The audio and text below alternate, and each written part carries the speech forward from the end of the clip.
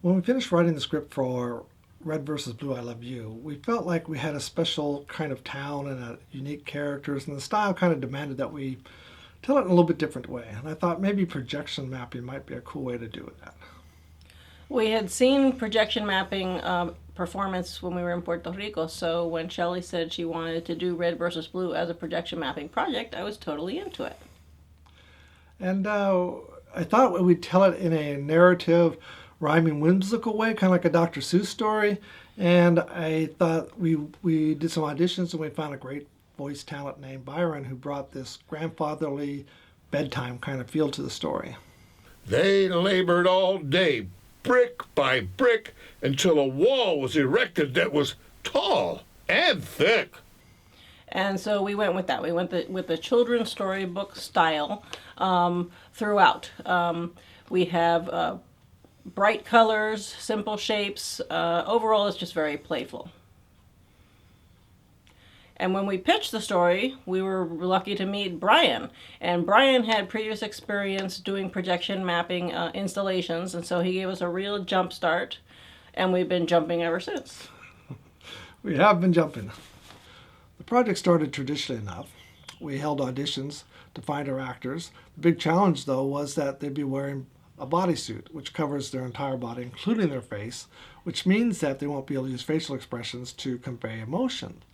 Luckily, we found Andrew and Christian, who play our main characters, Zed and Boo, who were exceptional with using body language. We shot them against all of our characters, in fact, against green screen, and then keyed them and composited them into the city so that they fit in with the rest of the unique style that we have.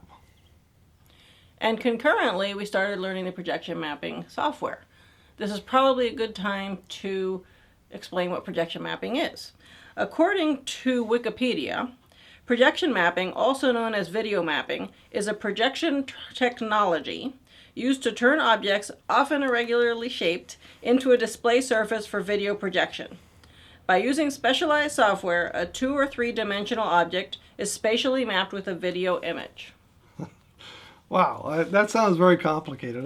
It really is simpler to just envision it as mapping a part of a video onto a given surface and completely building up a whole scene based on all those little parts.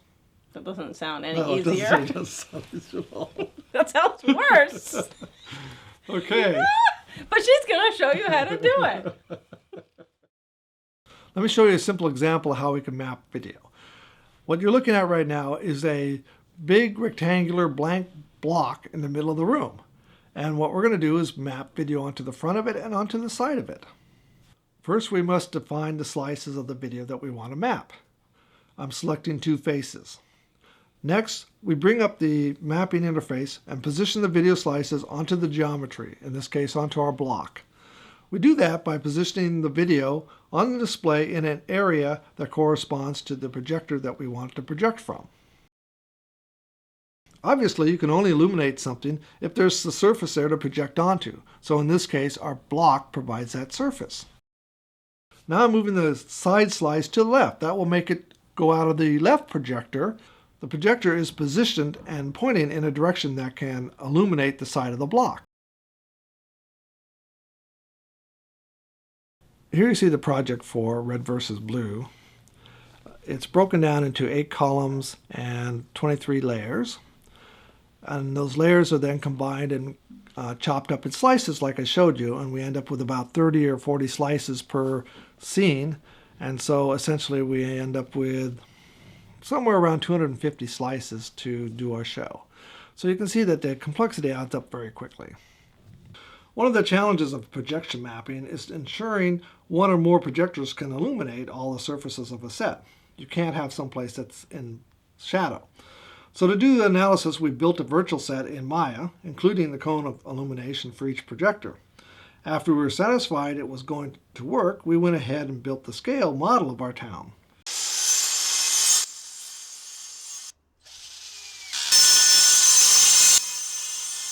It has been a very iterative process. Any changes we make in the virtual set affect the physical set, and vice versa.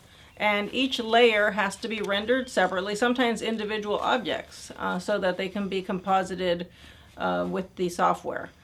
Any change we make can ripple through many facets of the project. Because we are filmmakers, we know the grammar of telling stories in a cinematic way. We also know about visual storytelling.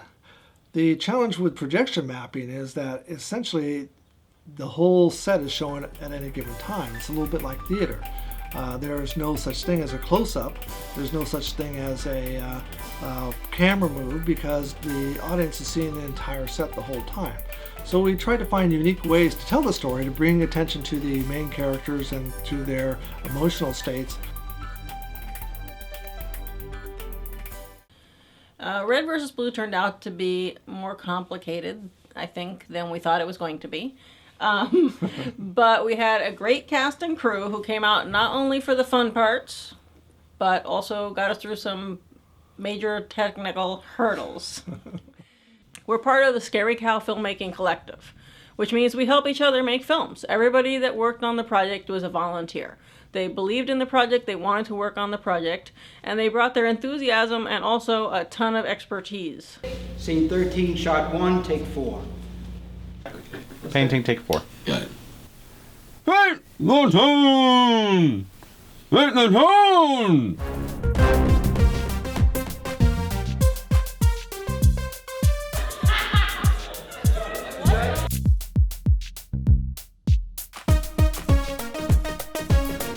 Yeah, good. Oh, good. I split my over here too. So far, I got 3 holes in one. Woo!